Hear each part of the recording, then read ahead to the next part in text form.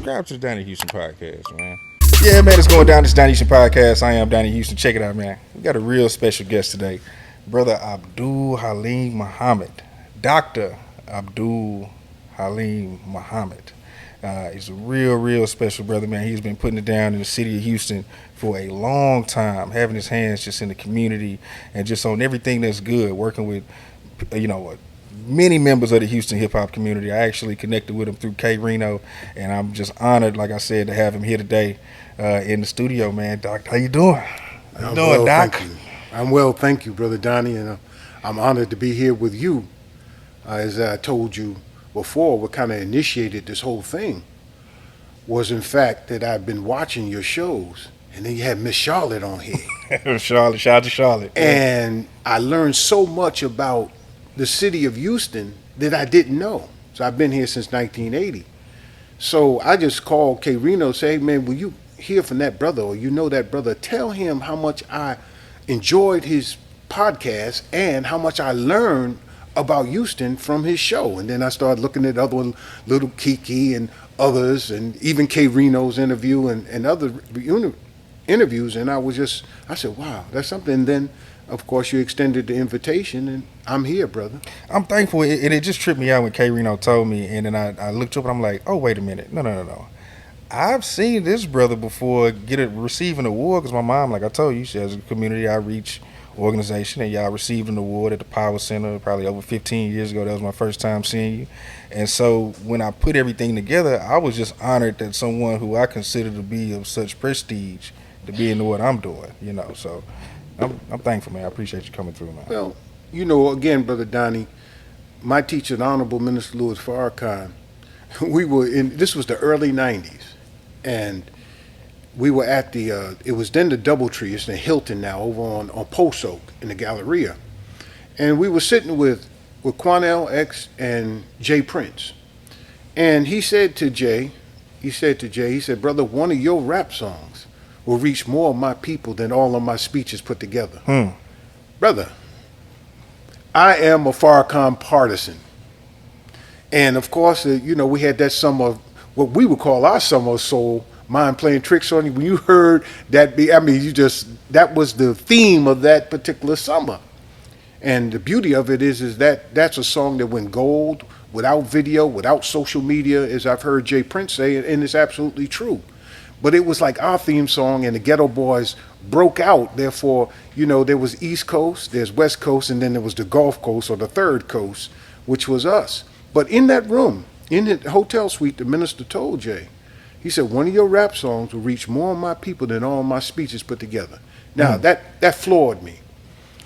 But the truth of the matter is that hip-hop, this genre, is indeed reaching people across the planet. So I've had the opportunity to travel to China, Turkey, different parts of Africa, the Caribbean, Central America, and everywhere I went, I'm talking about in China, they're bumping hip hop music from our urban areas. So what you have is that you have literally the Pied Pipers of the world. And in some cases, it is, as Chuck D said, this is the CNN of our community. And then there's those aspects of it where it is art that is imitating life. And sometimes what we've got now is life imitating art. So you've got people who really had that experience in their lives, and they're putting it, it used to be on wax. You can tell my age. It used to be on wax. But now they can have a studio in their home and do it and drop some tracks and go on Spotify, one of those others. But nonetheless, they are legitimate in terms of the struggle of their life, their family background, the abuse, the education, lack thereof, the experiences of violence, drugs, and poverty. And then there's some who really are studio gangsters. And therein lies the problem, where we're trying to portray ourselves as something that we're really not. And what happens is that when that song hits the street and it's hot, it's getting a lot of plays or a lot of downloads, and then someone from the community says, okay, you know this cat? Yeah, man, I went to high school with him. We used to take his lunch money every day, and then it all begins. So We have to look at it from the standpoint of that here's a message that's reaching literally the whole world. And because the man of God recognizes that, I have to assume, rightfully so, that Satan does too. So what do? So we look at hip hop or look at this music, art, and culture really is the start of a revolution. And our enemy realizes that. And we do have enemies. We're not each other. We've got a greater enemy. That being said, Brother Donnie, what you're looking at is a situation where I'm stuck, I'm frozen in the 70s. Forgive me, brother. I'm frozen in the 70s. But coming up in the 60s and 70s, I grew up in New York. Growing up there, you listen to the radio, and the AM radio stations were literally the drums of our community. So, of course, we had the Supremes and the Stylistics and the Delphonics and the Four Tops and Marvin Gaye and others, but there was a balance of love songs and some silly songs, maybe Rufus Thomas, Do the Funky Chicken or Walking the Dog or something along that line. But then you had Marvin Gaye, What's Going On, maybe early 70s going into the 60s. You had James Brown, him having certain kind of consciousness, talking about funky president. He said, let's get together and buy some land, raise our food just like the man. He said, save our money, do like the mob, put up a factory and own the job, So he would talk about that, and then that was like funky president. And of course, Say It Loud, I'm black and I'm proud. I worked on jobs with my feet in my hand, but all the work I did was for the other man. But we decided to do things for ourselves. We're tired of beating our heads up against the wall and work for someone else. So you got that theme beating in our head. And then you've got the Harold Melvin and the Blue Notes, wake up everybody, no more sleeping in bed, no more backwards thinking, time for thinking ahead. You got that kind of consciousness. And of course you got the love songs where Marvin Gaye went from What's Going On to Let's Get It On. You know what I'm saying? So you had that. And you even had that among the Supremes or Four Tops. And they may have been the B-side of a 45. And maybe the other hit was something, but there was something conscious on there. So the point that that the minister made took a long time for it to sink into my head, to be honest with you. And we are charged in Nation of Islam. We are charged with delivering the word to the people. That's why you see the brothers with the paper out there. It's not that they're paper boys, brother. We're like messengers, and we're delivering this message to our people. We are obligated to tell our people what's going on. Now, whether they accept or reject it, that's on them. But we're obligated to tell them. And if we don't, then their blood is required of our hands. So, that being said, for a while, it took me a while to sink in on that. I'm saying, man, my favorite Ghetto Boy song really isn't My Mind Playing Tricks on Me. I know Willie D and them and that's Scarface, not my favorite Ghetto Boy song either, but yeah. But my favorite Ghetto Boy song is "Damn It Feels Good to Be a Gangster." Oh, okay. where Jay comes on at the end, yeah, and he's talking about Bush. He makes it political, and so that was really one of my favorite Ghetto Boy songs. Now, Mind Playing Tricks on is right there, though. But that song there had a statement, and made a statement. And Scarface and Willie D and Bush, they're talking about, this is what a real gangster does, especially the non-radio version, when you listen to it. So when you think about all of that, brother, and I kind of fast forward to like around 1999. And at a certain point, my conscience began just eating away at me because in truth, I seen a whole lot of what I call T-shirt pornography. So-and-so rest in peace. With angel wings and all that. So who else are we gonna lose? How many have lost to us? So I called a meeting at the mosque, and at the meeting, and I wish I had K Reno and them here, because there's some of the names I don't remember, but I know 3-2 was there. That was my cousin. Did I we ever talked about that? 3-2 was at this meeting at my mosque, at the mosque, in the conference room. Yeah, 3-2. Trey was there. Trey the Truth, he was there. K Reno, of course. Murder One, Ronnie Thomas, and it may have been a few more. Oh, DJ Screw. Oh, wow. And South Park Mexican, Carlos, South Park Mexican. They were at this meeting I held.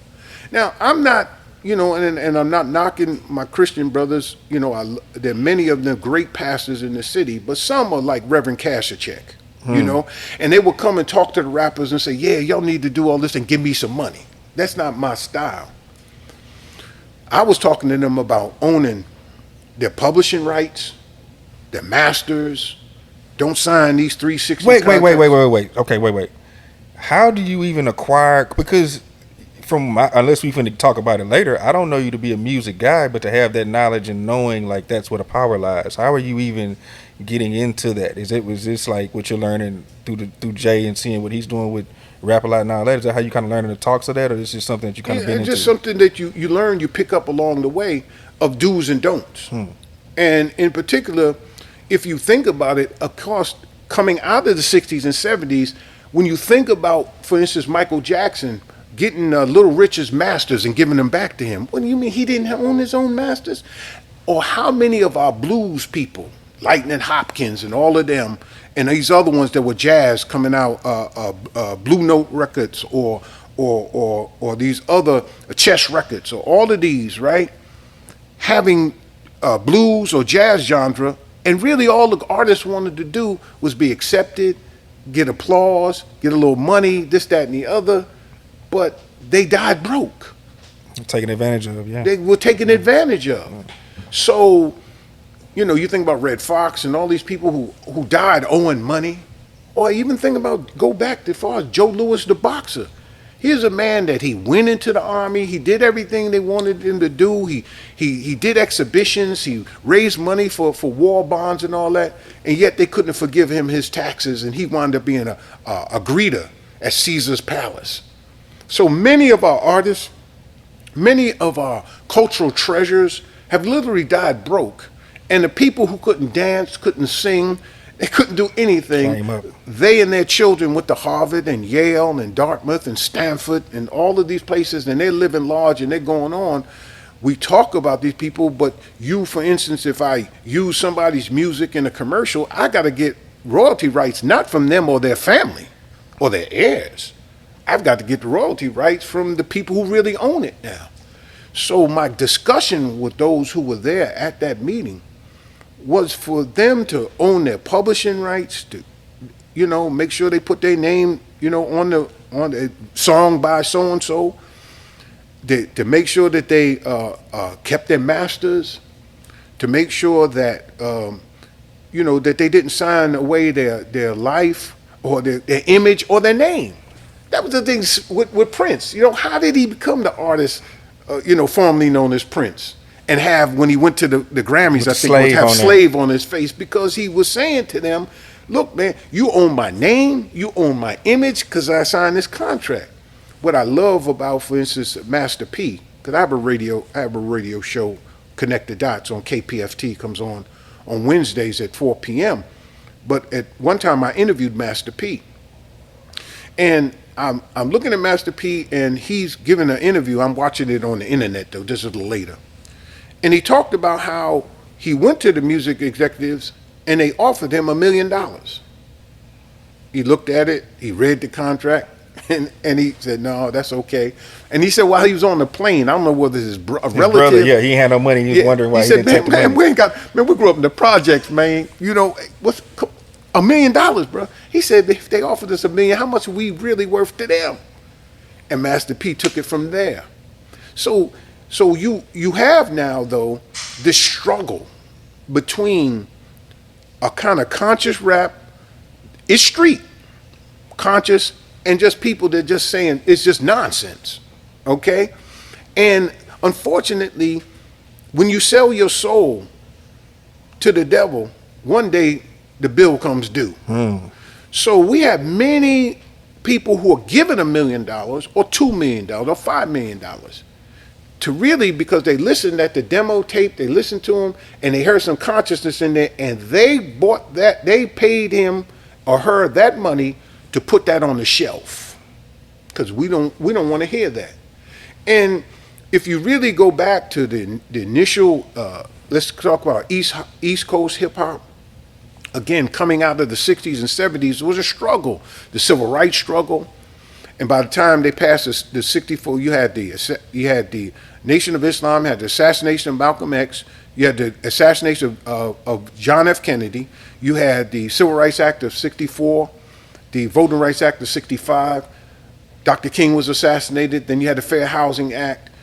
And then you had the Panther Party, you had the Nation of, you had all of these groups, organizations, s.c.c., all these come along, Black Liberation Army, and then we just got exhausted.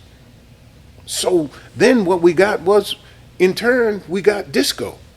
So you think about Last time to party, yeah, it's a private party. Yeah, it's a private party. So you saw that, and it's like, yeah, okay, good times. These are the good times. Leave your cares behind. That's a theme because we were tired, right? And so we got tired of the struggle. So what we did was we had disco. So we got disconnected, we got disinterested, and we got discombobulated.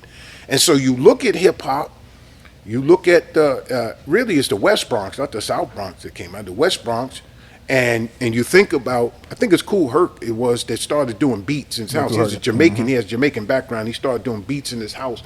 But if you look at the essence of hip hop in its initial phase, you had them taking their parents' albums from the 60s and 70s, and Funky Drummer and others, and cutting them up, right? And then you had the MC rapping over them, and then you put some linoleum on the school park grounds, basketball court, and you had the break dancers dancing.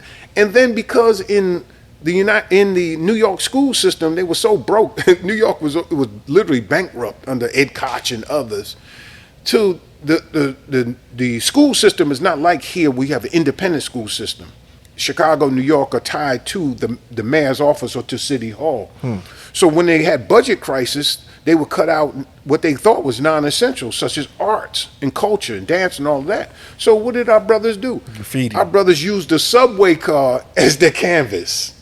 So you had your DJ scratching, your MCs rapping, your break dancers breaking, and you had your graffiti writers writing. And then later, as it evolved, especially here, you got slab. And I really love what Lil Kiki was saying about slabs, because I'm thinking slabs, slow, loud, and banging. I'm thinking that's later on. That's later on. That's later on. But the truth of the matter is that's later on. But he really was talking about, the slab, the cement, the slab. I said, wow, that was deep. Yeah. And I loved that interview that you did with him. And once again, I learned so much. So these things, and I'm talking about how I acquired this knowledge, it comes over time. It's experience. It's seeing that, we started off, we had millions of acres of land at the turn of last century. Now we're losing so much land. We're almost a landless people. So if you don't have land, which the Honorable Elijah Muhammad, the Honorable Louis Farrakhan teaches is the basis of independence, then what treasures do we have? If we don't have gold, if we don't have diamond, if we don't have oil, if we don't have platinum, if we don't have palladium, we don't have these precious metals. What we have is our art and culture community. And so when you look at the Grammys, when you look at the Oscars, when you look at even the stage play awards that they give, you see us. So we are a treasure. You would not have the cuisine that we have if it weren't for us being enslaved. You wouldn't have jazz as a genre. You wouldn't have hip hop as a genre if it weren't for that. You wouldn't have gospel spirituals if it weren't for that. It is really, as Minister Farrakhan's taught us, out of our pain comes creativity. And so, the song Precious Lord, Take My Hand, Lead Me On, that comes from a brother who went on he went to, I think it's St. Louis, to do a concert. His wife was pregnant. She gave birth, but she died in childbirth. Then later on, the infant died. So the singer and the writer of that song, Precious Lord, Take My Hand, it came from that pain. So our Negro spirituals, Swing Low, Sweet Chariot, come from our pain. Go down Moses and tell Pharaoh, let my people go. Come from our pain. I got shoes, you got shoes, all of God's children got shoes. When I get to heaven, I'm going to wear my shoes, I'm going to walk all over God's heaven. That comes from our pain. And if you look at it, the spirituals, the gospel, our R&B, our rhythm and blues, our blues. Dun, dun, dun, dun, dun, she left me now. Dun, dun, dun, dun. You know, it comes from our pain, but from that pain comes this great creativity. And so it is with hip hop. It came out of our pain. And if you look at its initial, when you look at your X-Clan, when you look at Big Daddy Kane, when you look at all of these rappers, many of them out of Brooklyn, 5%, Nation of Islam influence in it, at a certain point in time, remember, any new genre that comes out, beloved Brother Donnie, what happens is that the enemy first, he mocks it. We got disco, we got Studio 54 over here, we got everybody coming here. We got Mick Jagger, we got Bianca Jagger, we got Michael Jackson, we got everybody coming over here, Studio 54. Them cats was making so much money, man, that when the IRS busted them, they went up in the ceiling and found all their cash. You know, but the run that they had based upon disco was huge. So they looking at these street people, what is this? It's hippie. Fad, this hippie, And then all of a sudden they realized that an underground was starting. And these children were listening to that and turning off this, but listening to that. And at a certain point in time, once they mock you, then sometimes they try to destroy you, but then after that time they join you. And so we got joined. And so when you look at it, beloved, the unfortunate thing about it is that every ethnic group that's ever come to America has a criminal element. We're the only ones that our criminal element has not been allowed to clean up its money and become legitimate. So you think about it. The one that owned Seagram's Liquor and then eventually went into music, the Brofman family, right? The man was, Sam Brofman, the grandfather, was a bootlegger. And they were bringing liquor back and forth from Canada into America. And there's a gang called the Purple Gang in Detroit that, you know, basically controlled the liquor, the alcohol, the gambling, and all of that, and different ones. So you had the Italians, Sicilians, you had all of that, which is kind of played out in The Godfather. The names and faces were changed, you know, not to protect the innocent, but, you know, to protect the guilty, really. So every ethnic group has this criminal element to them, but they clean up their money, and next thing you know, their sons or their grandsons, the head of a foundation, or they do this, that, and the other. But us, you talk about Bumpy Johnson, the Godfather of Harlem, you talk about Nicky Barnes, you talk about any of these cats that we see, or when Vin Rames was doing American Gangster, and he was doing all the narratives, the Chambers brothers and all of these cats. Look, Rayful Edwards up there in D.C. You know, I'm surprised they do one on Johnny Binder. Yeah, I'm surprised. I was waiting like y'all got. Yeah, you got to do Brother Johnny, and I owe Brother Johnny a debt of gratitude. Believe it or not, when he went to prison, federal prison, he heard the minister on the radio, and he said, "Who is this? Who is this cat, man?" And he sent for me. And I came up to Bastrop, I think it was Bastrop, right out of Austin, to speak to the brothers. And everywhere Johnny Binder went in the prison, he sent for me and made the chaplain bring me up so I could service the brothers in the Nation of Islam. Because I was locked out of the state prison here. Because of the change in the leadership of the Nation of Islam, those who were volunteers, those who went in under Nation of Islam, and when there was a change and they were more orthodox, they became the chaplains. So we were locked out, so I wasn't allowed for years. I've been a minister since 1987 here in this city, and I wasn't allowed in the state prisons. So I went to the federal circuit. So I've been from everything from Club Fed, from the low, all the way up to the penitentiary like Lewisburg. And the only level I have not been on is the Supermax. I think they got Supermax in Colorado where they have the people down in the ground and they got these terrorists and all that. But I've traveled across this country going to the federal prisons. And so I owe Brother Johnny that, and I'm always have gratitude because it's not about I, me, and mine. It's about us, our, and we. And you should never forget the people who have brought you across. So I'm grateful to that aspect. And there are so many people that I've met and influenced there in that federal system. But again, I digress. Donnie Houston.